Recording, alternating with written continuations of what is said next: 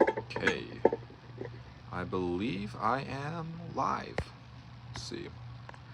Make sure it's working properly. Let's do this. Okay, cool. I think I am live. So, how is everyone doing tonight?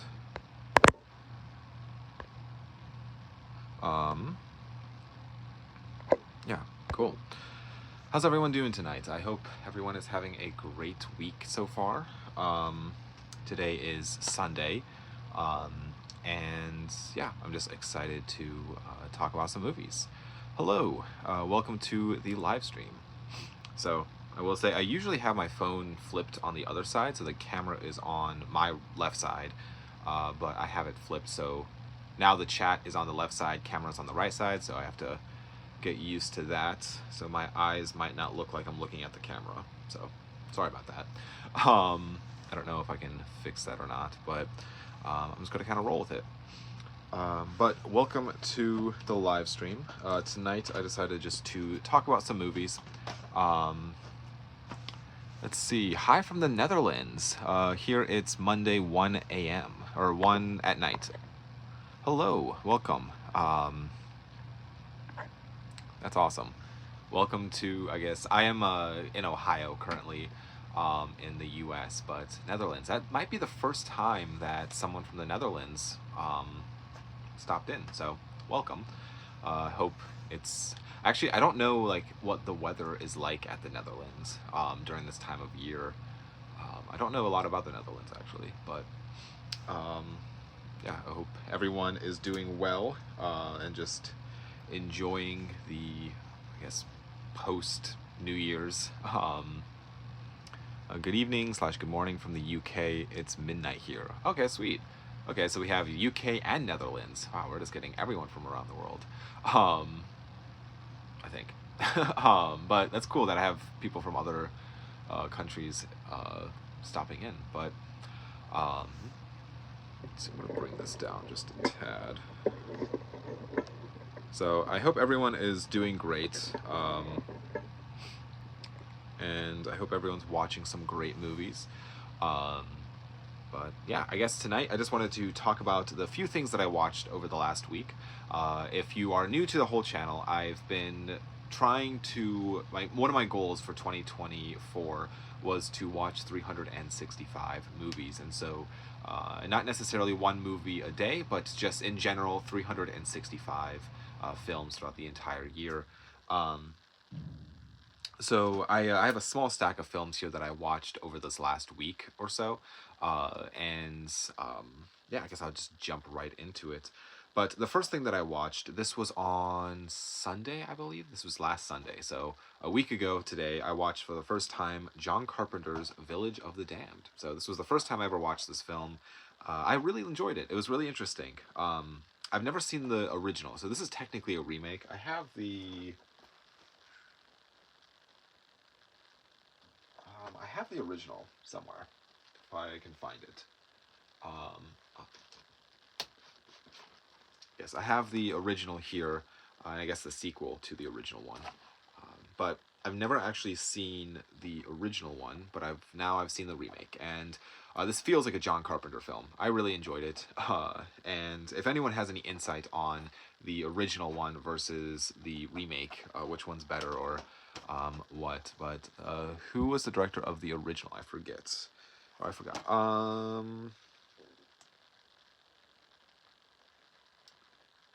Let's see. I'm assuming these are the same. It might be the same director. I'm trying to figure out which one was directed by who.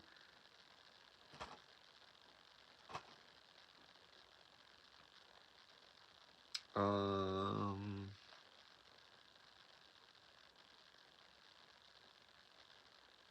Wolf Wolf Rila, I think is directed by.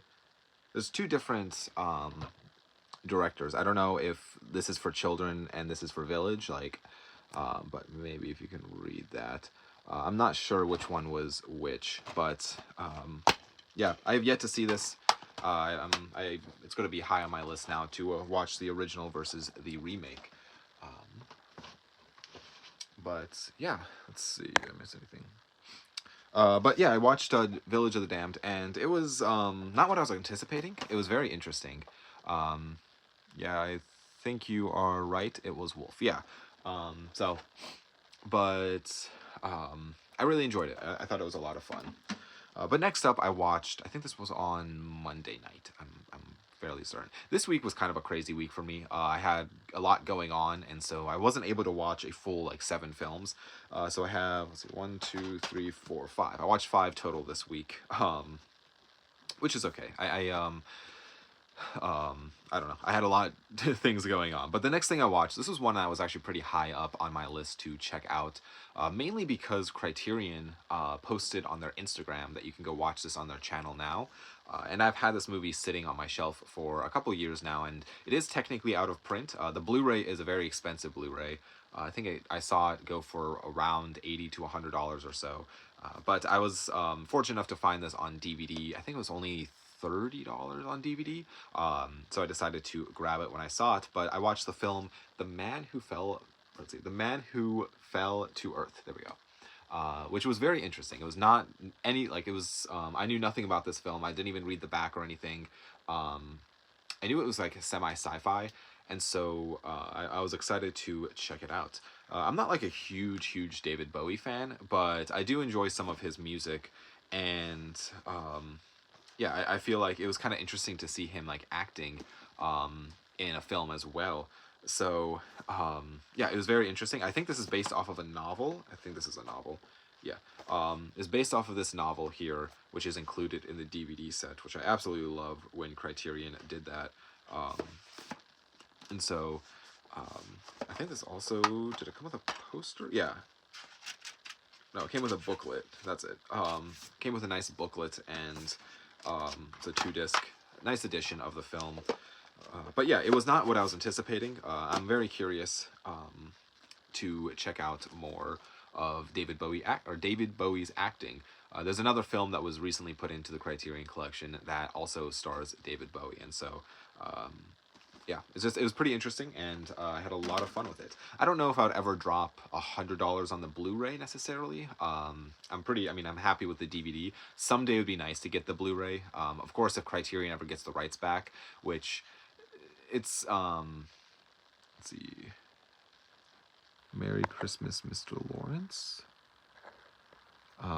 But yeah, if Criterion ever gets the rights back, which sometimes when they are presenting things on to their like streaming service, which is the Criterion channel, it's kind of an indicator that some of it might get transferred over onto disc.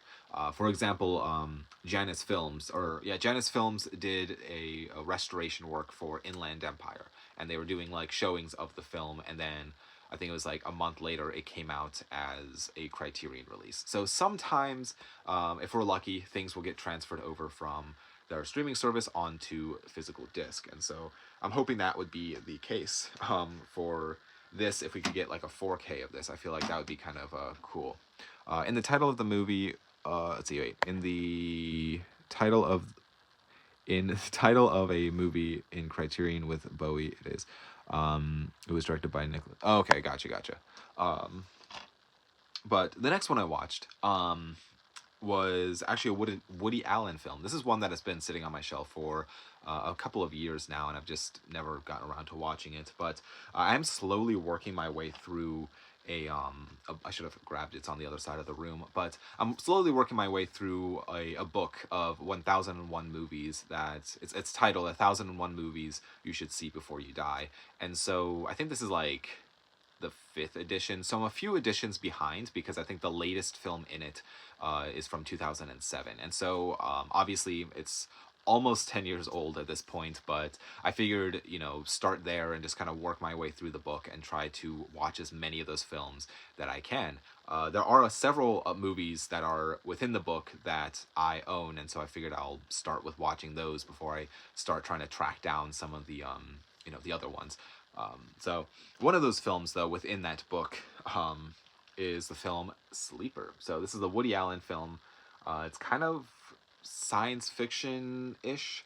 Um, where he basically was put to sleep, and then in like the 70s, I believe, and then he wakes up in the far future, and so he kind of has to deal with just that, and then people are after him because they can't have somebody who you know is from the past and all this stuff. Like, it's a pretty interesting film. Not honestly not what I was anticipating either. But I really do enjoy Woody Allen films. I feel like there's some very, like, his sense of humor is very interesting, and so I just like his like quick dialogue and stuff. I always enjoyed that. But yeah, Sleeper I really I enjoyed. But let's see what I missed. Oh, that's a great book. I've been working my way through that for years. I have edition with Indiana Jones on the cover. Is that the same one? Yes, yes. I believe that is the same. I think it's Indiana Jones. Um, a way to tell is the last movie in my book is Atonement. So from 2007. I'm 99% sure it has Indiana Jones though on the cover. Um, but yeah, the last movie within mine is Atonement from 2007, which I absolutely love that movie. But yeah, that book is, I would recommend if you are into movies to grab one of those books. I mean, there's obviously several. Yeah, that's the one. Yeah. There are several different editions, and I think one of them had, oh, which one? There's one that had like something from Arrival on the cover, I believe, and there's something else. I feel like there's a few other ones that I don't have, but I would be interesting to see which editions of the book, like, versus my edition versus like the newest edition. So since they have to keep 1001 movies in there, which movies did they add over the years, and then which ones did they take out? So I'd be curious to see what the difference is, and maybe someday I'll own all the different editions and just try to watch all the films from across all the different editions. But um, yeah, I mean, if you are really into film and you don't really know where to get started, I would highly recommend checking out a book like the 1001 films to watch before you die, because there's like, I feel like it's a good round picture of what film really is and what it can be. And so for example, there's a lot of Criterion titles within that book that I feel like it's just, I don't know, it's very interesting. But do you have any idea of how many of those movies in the book that you have already seen? I do not. I need to count, actually. Actually, let me grab the book 1 second. So I'm going to disappear for like 2 seconds.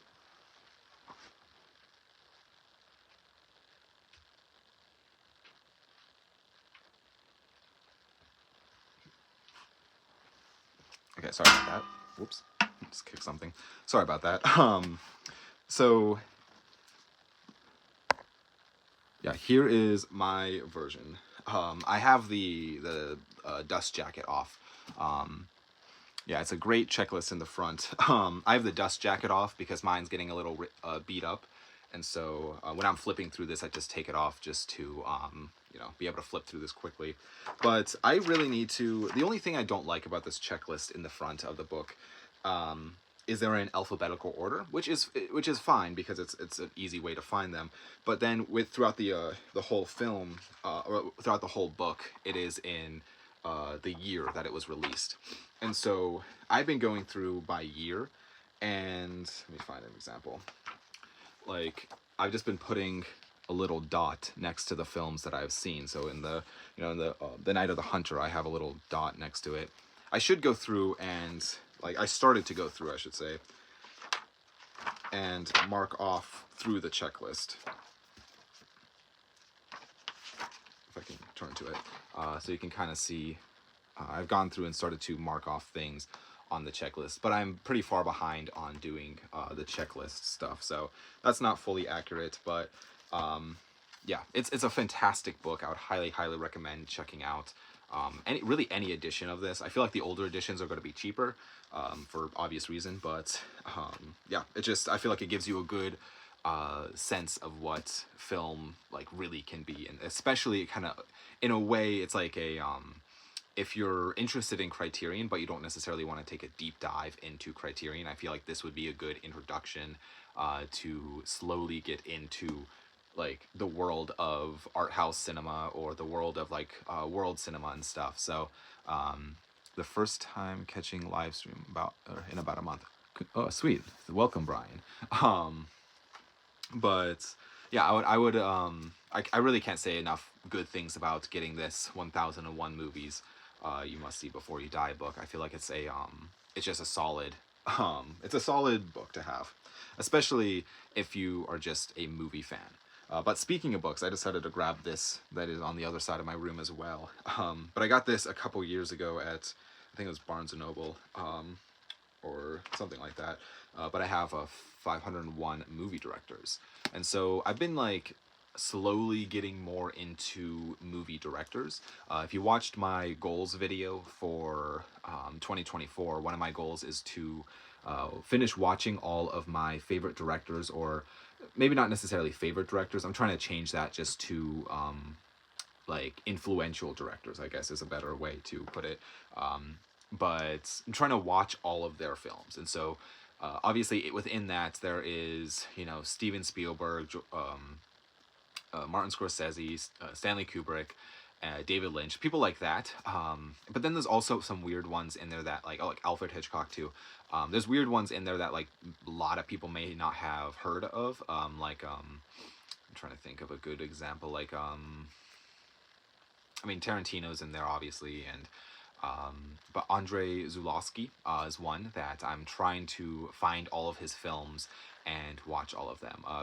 Peter Greenaway is another one that I feel like he has a very interesting vision, and so I'm trying to watch more of those types of films. But within that, I have like a lot of movies that I have not seen, and so I'm working my way through watching all of those movies. And on top of that, I'm trying to buy up as many of those films as I'm missing within my collection. And so this book is also comes in handy because it kind of highlights some of these very influential directors, and just kind of some of their big movies that they they made. And so I feel like it's very interesting because a director a lot of the times has like the vision of the film. And so I feel like with certain movies there's not much of a vision, it's more of a product that they have to make. And so but with certain artistic directors, in the sense of like Ingmar Bergman or Fellini or any of these other foreign, like what's his name, Akira Kurosawa. Sorry, I forgot his name. Which that box set right there is the 25 films by Akira Kurosawa, which I love. It's just interesting to see their style change and their style like become just what it is today. And so I really do love doing like deep dives into directors' works. So I've been having fun going through this book and just kind of picking out some directors to really do like deep dives too. But speaking of directors that I'm like thinking about doing deep dives to, this is a film by a director that I'm considering adding to my my collection there.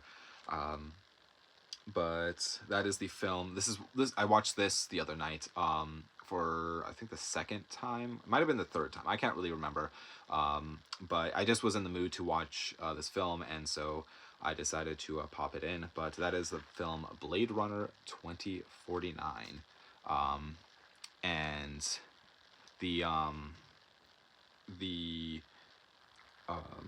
don't know. It was a very interesting movie, and I absolutely love this movie. And I remember seeing. I think I saw this in theaters, and I really like. I think it's like a fantastic sequel to Blade Runner. And I when I first heard about them making a sequel to Blade Runner, I figured that it would be an impossible thing to do. I think it was going to be like an impossible task to overcome, and I feel like they did a very nice job at making a sequel to one of the greatest sci-fi films ever made.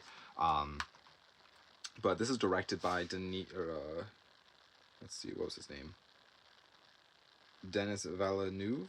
I think that's how you say it. Denis Villeneuve. I forget exactly how you pronounce it, but he's the same director as Dune, at least Dune Part 1. I believe Dune Part 2 as well, and Sicario and Prisoners. And so just a long list of fantastic films.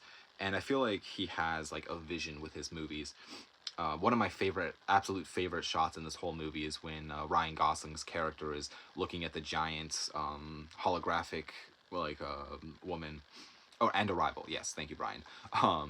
But he's like kind of standing there, and he just looks just defeated, and he's looking at this holograph, and it's raining, and the color, and it's so perfect, and I absolutely love it.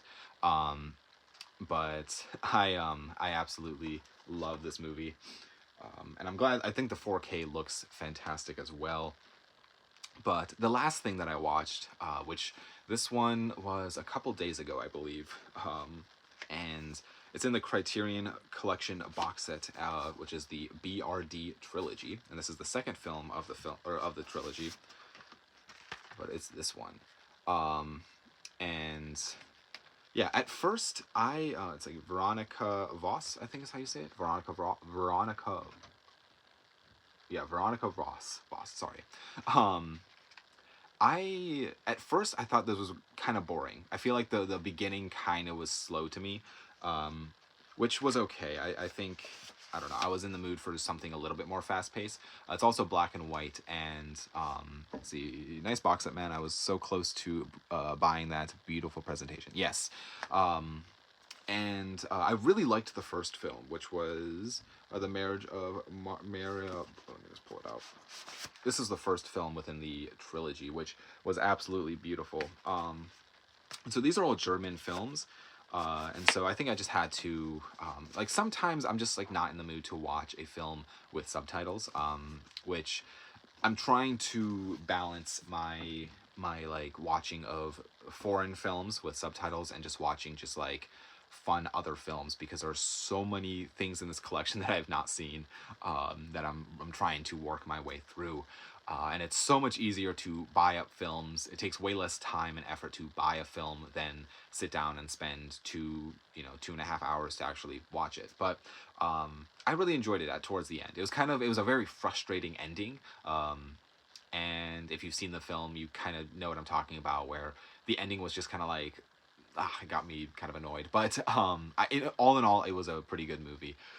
So I'm excited to this week check out the third film, Lola. So yeah, I really like these box sets that Criterion did, like they put out, where it's 3 films and then the box set itself is spine numbered. They kind of did away with the spine number of each film. In the newer box sets that they have, it's like just the box is spine numbered, and then there is nothing on the spine. And so yeah, it's an interesting thing with Criterion where some box sets do that. But let's see, Fassbinder film. Is that history? Okay, yeah. So you're saying that the first film, Maria Berlin, is my favorite Fassbinder film. If you liked that one, I can recommend Ali. Okay, so that is the same director. Okay, so this is the same director, which I watched this the other night. I should say I watched this a few weeks ago.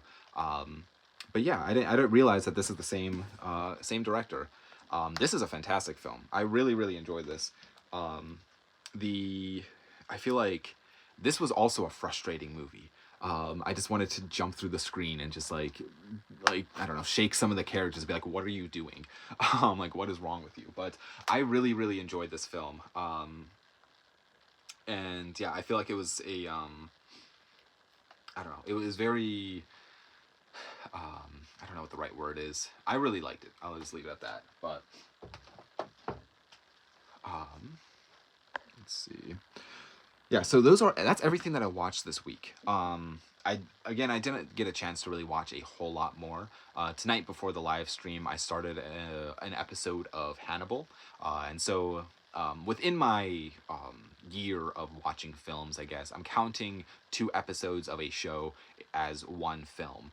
That way, I can actually watch some of the TV seasons that I have and not get too far behind with that. because I feel like a lot of the times I just focus on movies and not shows, and I have a ton of TV seasons that I just need to, get around to actually watching. And so I started an episode of Hannibal, and so far I think I'm on season 2, and I'm like about halfway ish through that series or through the season. But yeah, Hannibal's a fantastic show, and I'm excited to see where it all goes. I think it was canceled though, unfortunately, after 3 seasons, and so yeah, I'm just excited to see where it ends up. But yeah, what are some of the things you guys are watching currently or planning on watching? I know right now there's a few things in theaters that I wouldn't mind going to see. I think the movie, what was it? Poor Things? Is that the title of it? I want to see that. And I want to see, there's a few other ones that I feel like are coming out or out that I really want to check out. But I'm also excited to talk about. Let's go. I'm also excited to talk about a couple of the things that I picked up over this last couple of weeks. One of which was an item that in my last, or one of my last videos, I briefly mentioned a film, and then there's a director's cut of that film. I don't think I actually mentioned about the director's cut, but I have the original film, and I found the director's cut out at Goodwill for $1. And I'm excited because I've never actually seen the original film, but the director's cut is much longer than the original one, and which I heard is actually better. So I'm excited to eventually check that out as well. But yeah, what are other things to discuss? I will also mention that this live stream will probably, like, I know I say this every week, but it'll probably be slightly shorter, just because this weekend so far has been absolutely crazy. But let's see. About watching 365 movies this year, how will you go about choosing what to watch?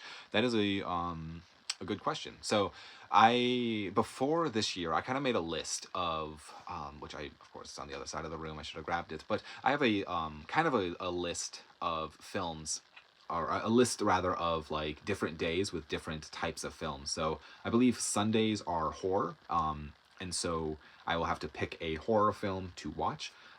Tuesday or Mondays are films that, oh man, why can't I remember it? I'm going to grab that real quick. It'll take me 2 seconds. So sorry that I'm going off again, but I'll be right back.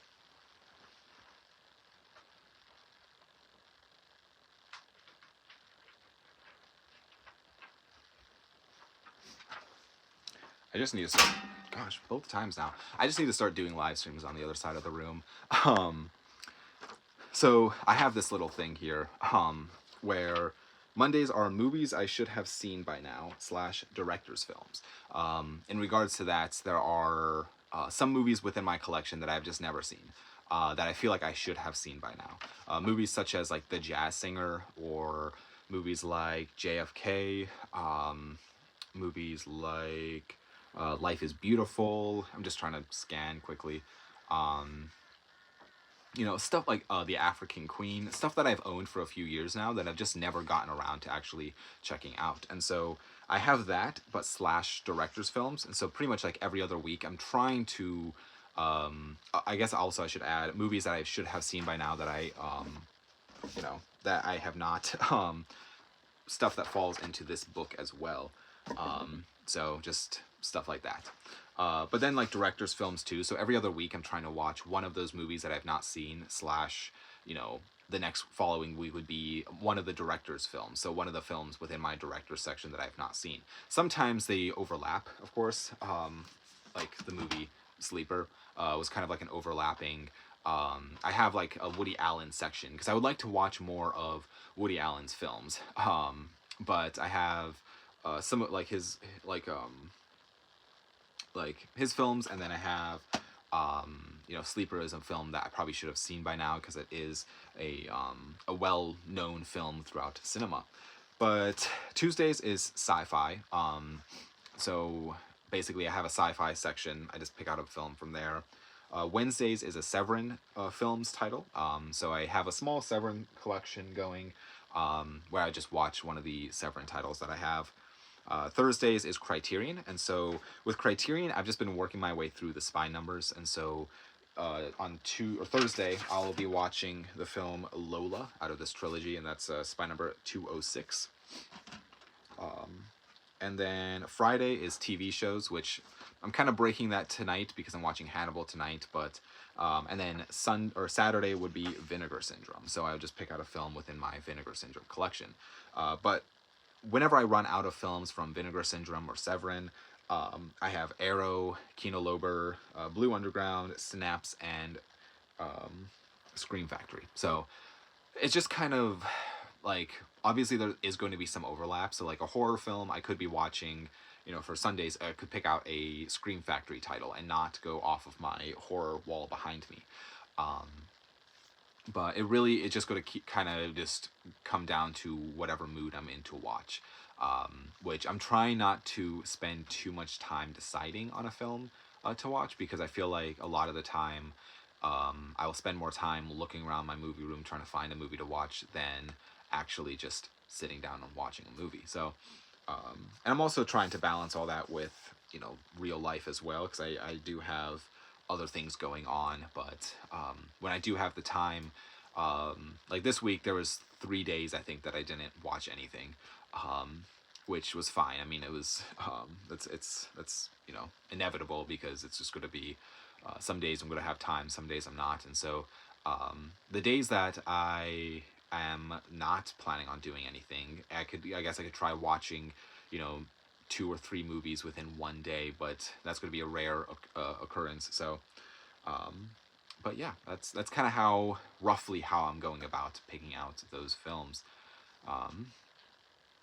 Let's see, I made my own top 1001 IMDb rating list. Lowest rated is 7.6 score. I'm trying to get through that. Interesting. I'm interested to see that list, if that's like a public list or not.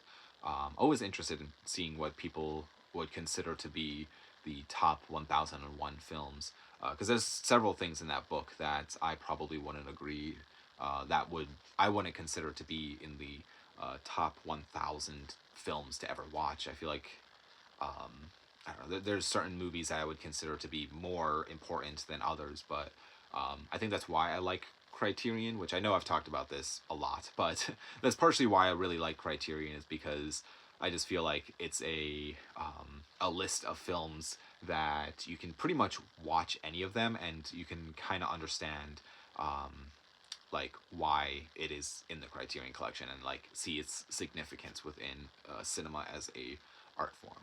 But if you ever wanted to spice up your list, you could add a layer of country. A layer of country, as in which country films, what country the film was made in, and rotating keeps disappearing. Rotating that from day to day just for fun. That's interesting. Yeah.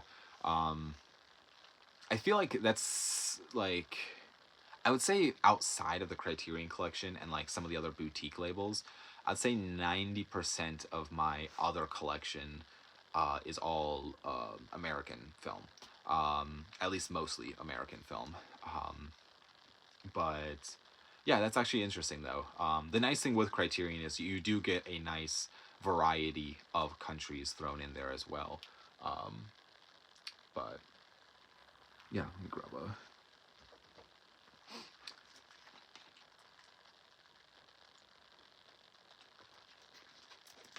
I guess I am curious if people want to share this.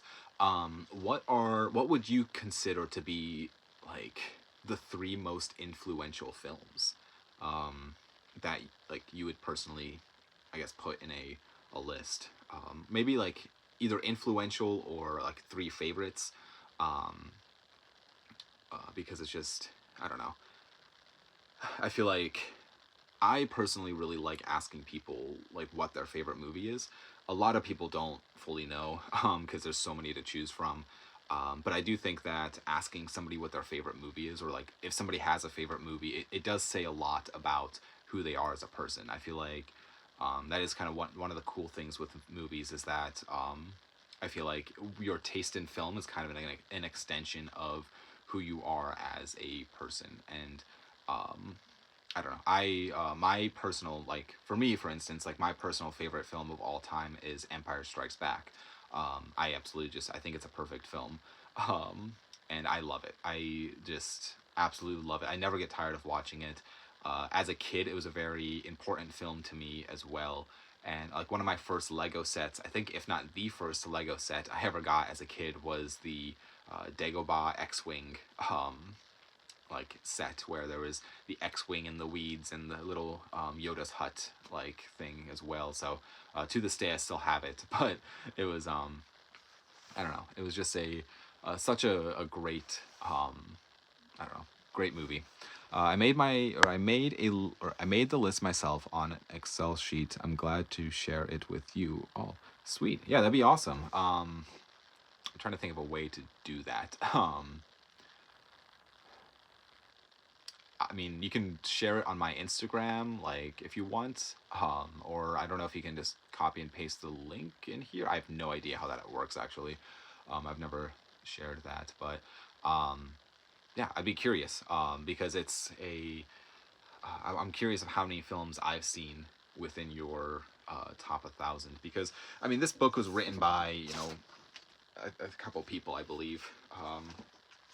Yeah, this book was written by, or there's an editor, and let's see, there's, yeah, I'm not sure who, like how many authors this had. Stephen J.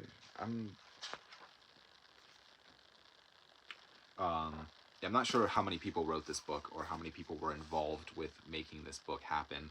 But at the end of the day, this is somebody's opinion or a few people's opinion about 1001 great movies. And so I'm curious because it's like, there's some films that you could argue that are across the board should be in 1001 list at some point.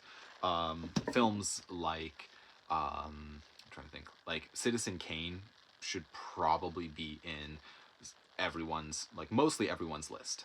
Seven Samurai pretty much going to be in everyone's list. Um, but I mean, Star Wars is another one, like as most influential films out there. But see, I watched a movie called Dishonored, which by Vaughn.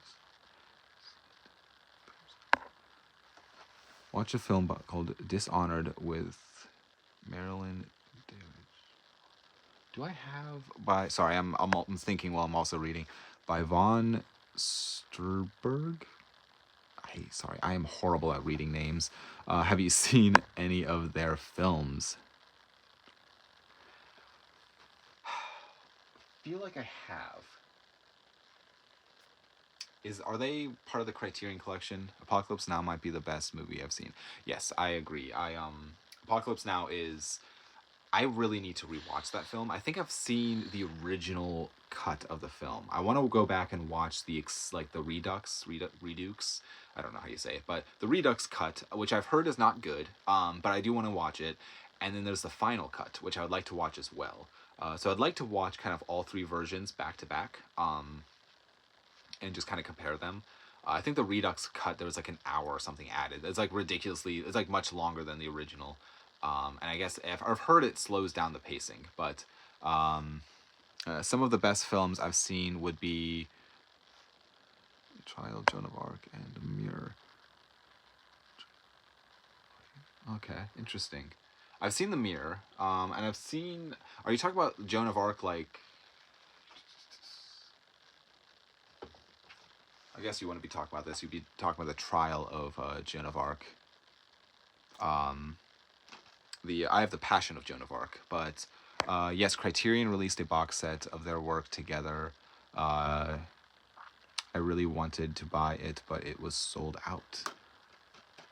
Do I have that box set? I feel like I might. I feel like that name sounds very familiar. Ah.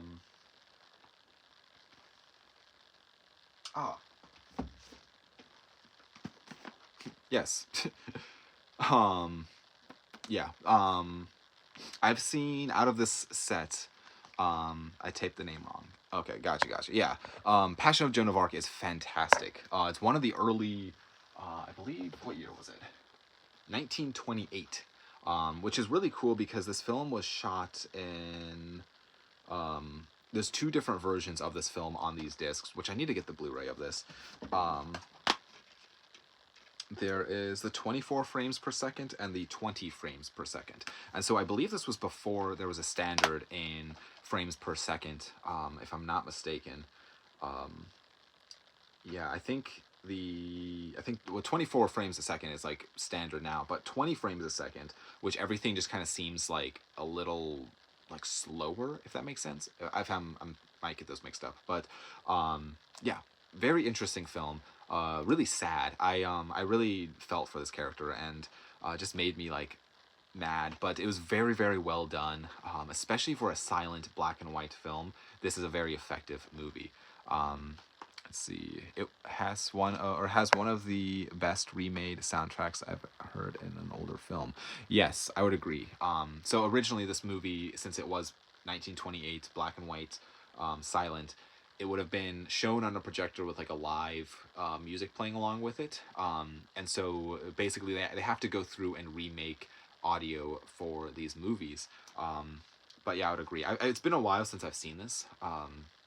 But what I can remember, or what from what I can remember, there we go. From what I can remember, it was very, very good. But as far as this box set, as like two, I've seen. Let's see, I've seen one of these films. Scarlet Empress, which, yes, this film. I haven't dove into this box set yet, but I really want to, and I yeah, I feel like their work, it was, from what I've seen, it was very, very good. I have the.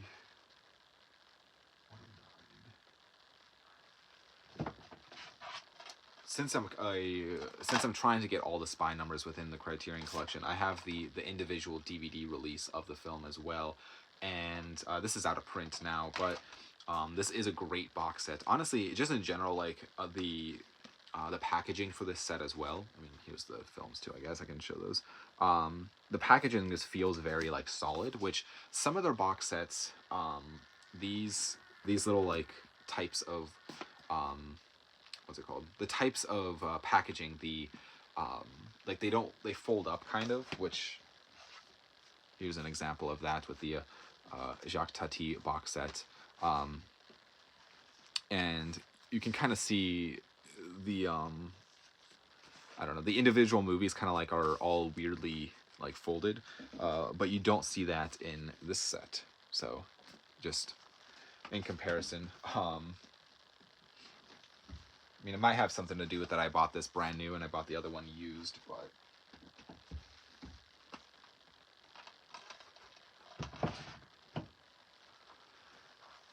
let's see. The 24 frames version is is the one with the soundtrack. The new politician made a great score for Metropolis that you can see on YouTube. Interesting. Yeah, interesting. I have the Kino Lorber edition of Metropolis, which I need to rewatch that movie again. I've seen it I mean, I definitely seen it once. I might have seen it twice though. It's very interesting. Very ahead of its time, really.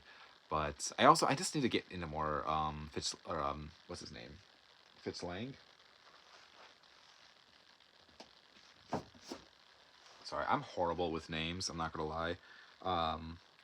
Yeah, Fitz Lang. I need to get more into his films. There's a great box set that Kino Lorber has, or I feel like it's either. I'm trying to think now. Is it Kino Lorber? There's a company out there that has a lot of Fitz Lang's films that I want to check out. But yeah. But what are some other top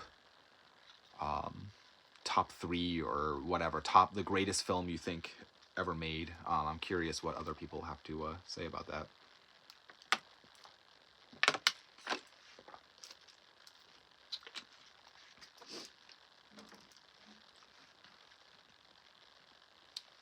like I personally like my top three films of all time would be Empire Strikes Back, followed very closely by the original Star Wars, followed by the film Drive, which I mean, I think there is a difference, which I've like tried to explain this before, I think in a video. Um, I think there's a difference between like your personal favorites top films versus um, like what you would consider to be the greatest films ever made.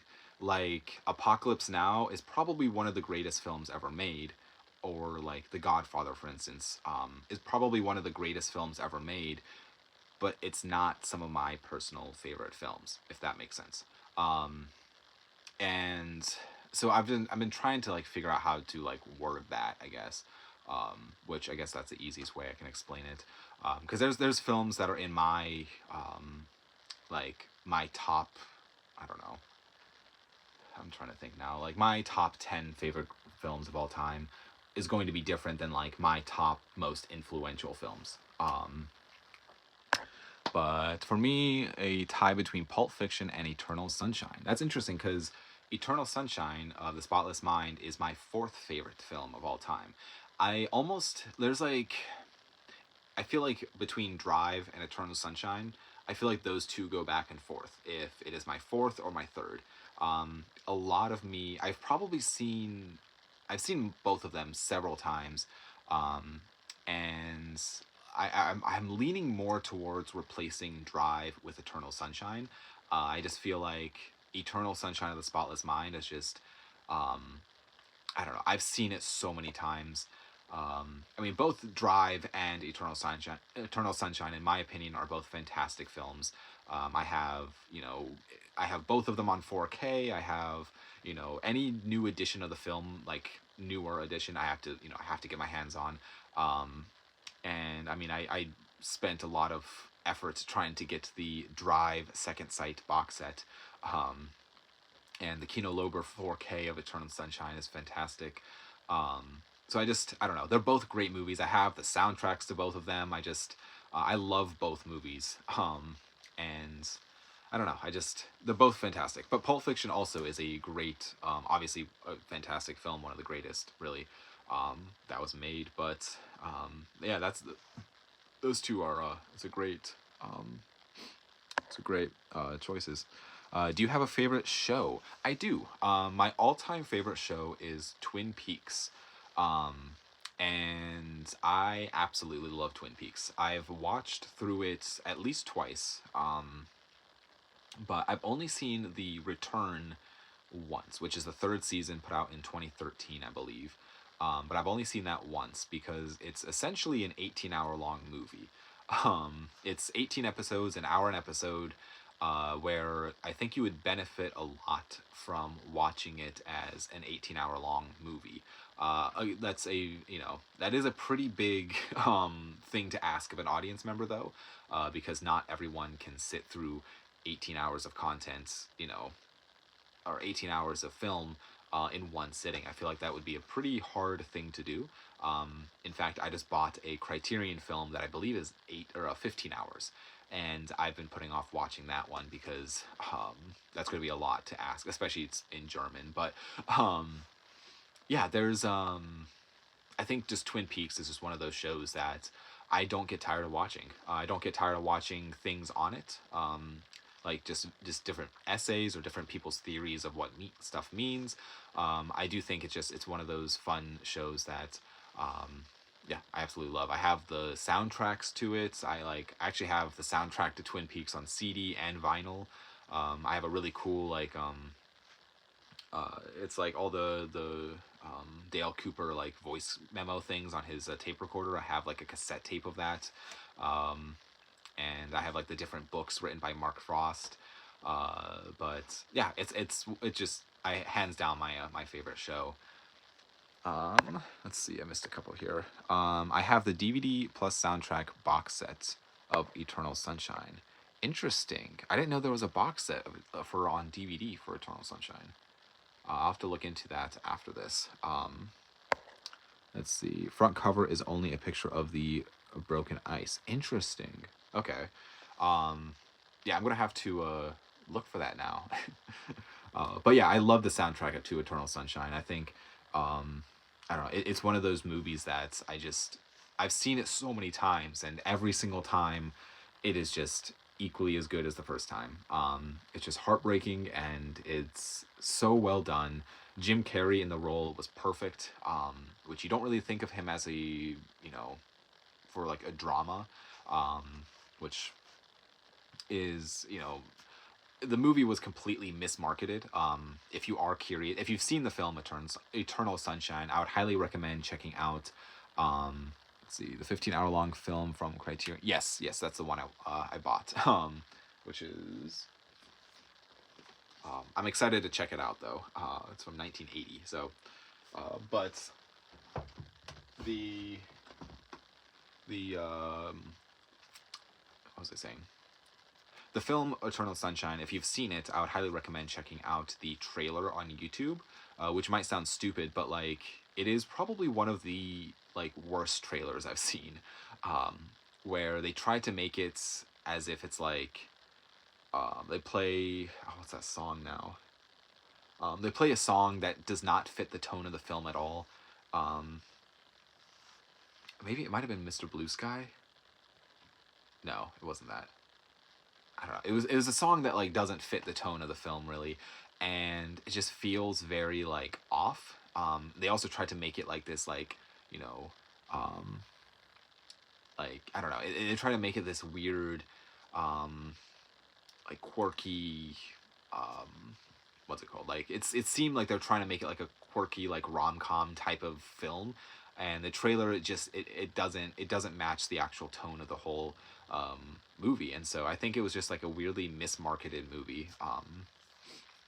But Beautiful Mind theme, yes, that is another great soundtrack or another great theme to film, and so I think that's also with like I want to listen to the soundtrack again of Blade Runner 2049. I feel like the soundtrack to this movie was fantastic. I noticed it a lot in when I was rewatching it, um, but yeah, I really enjoy a great soundtrack. Um, Interestingly, that is from Fassbender, the same director as. Okay, really? That's wow. That is coincidence. Okay, so yes, that yeah, I didn't realize that. I need to stop. I need to start like be paying more attention to directors, but same director. That's fun. Um, I think it is a television show, though, sort of like War and Peace TV show, also on Criterion. Yeah, I think you're right. I think it's technically it was like it's designed to be more of like a TV show ish, which I also have War and Peace, which is another one that I want to check out eventually. But this is 422 minutes long. Um, but I feel like with these films that are like supposed to be very like or that are really really long, I feel like you would benefit from watching it all at once, similar to Twin Peaks, The Return, and I feel like you know it is a lot to sit through, but yeah, um, I completely agree with you about the Eternal Sunshine. Gosh, Eternal Sunshine trailer though. Yes, it is. It's very weird. I don't understand why. It's similar to the Castaway trailer. If you're ever like, if you've seen, only watch these trailers if you've seen the movie. But if you are curious, go watch the Castaway trailer. I feel like it gets rid of any suspense in the whole movie, which is very like annoying because um and yeah, I just think it's like um I don't know, it ruins if you saw the trailer before the film, I feel like it just is like you know what is going to happen through the whole movie. You don't know exactly how, but you know it's going to happen. So yeah, trailers are very interesting, and I feel like a lot of the time they just make them, I don't know, they just butcher it. But yeah, so um let's see, but I've been talking for about an hour now. Um, if you have fun, or it is a fun movie question though. What are the best slash worst trailers for movies? Ooh,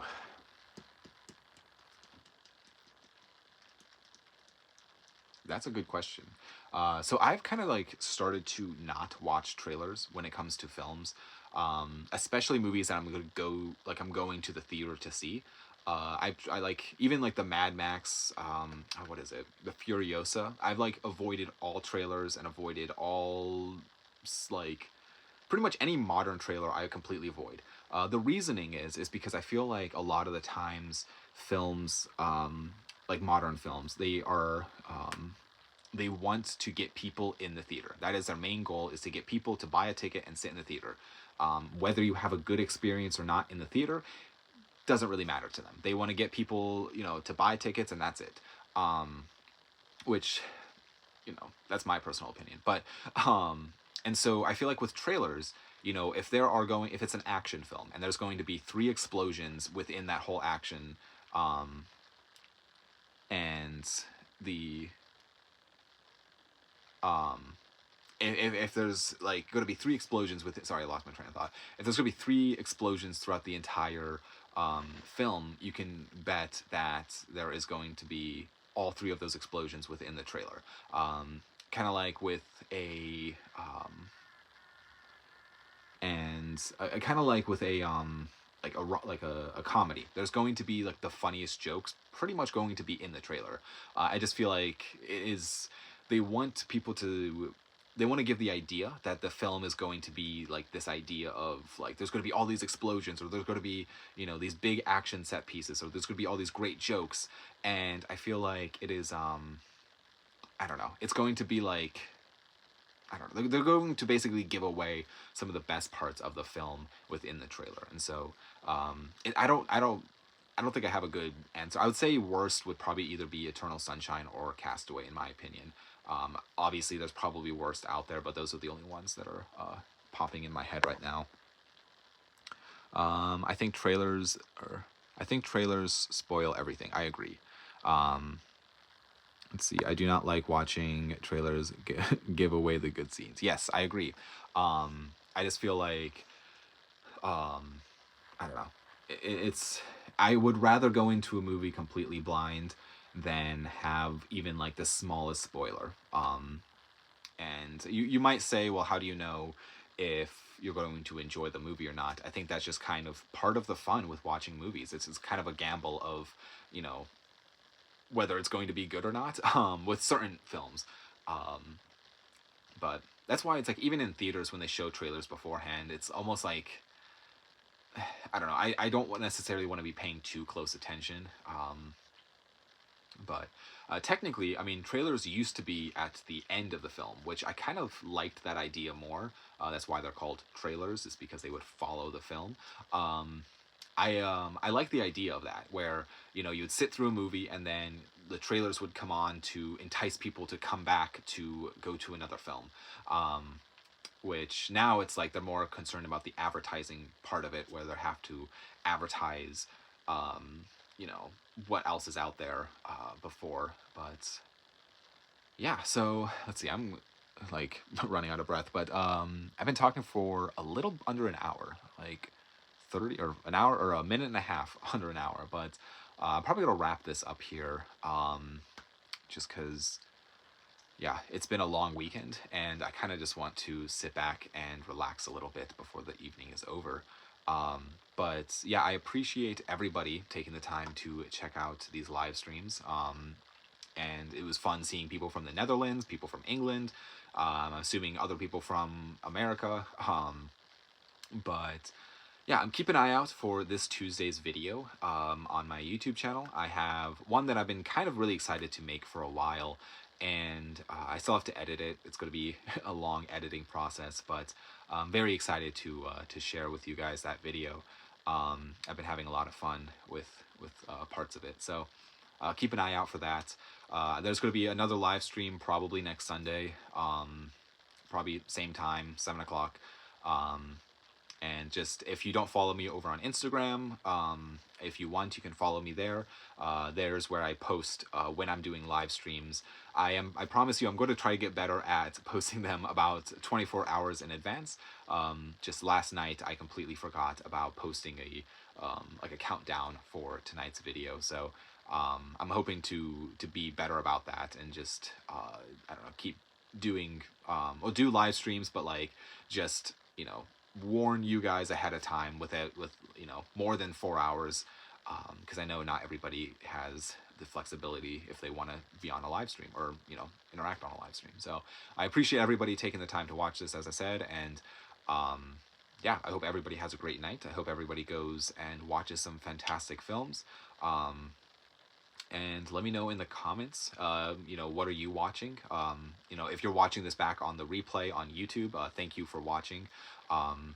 Go ahead and throw in the comments down below, like the different things we talked about, whether it was your, what trailers do you think are good, what trailers do you think are bad, or what are some of your like top 3 most influential films or top 3 favorite films or stuff like that. I'd love to interact with you guys even like after this live stream on in the comments.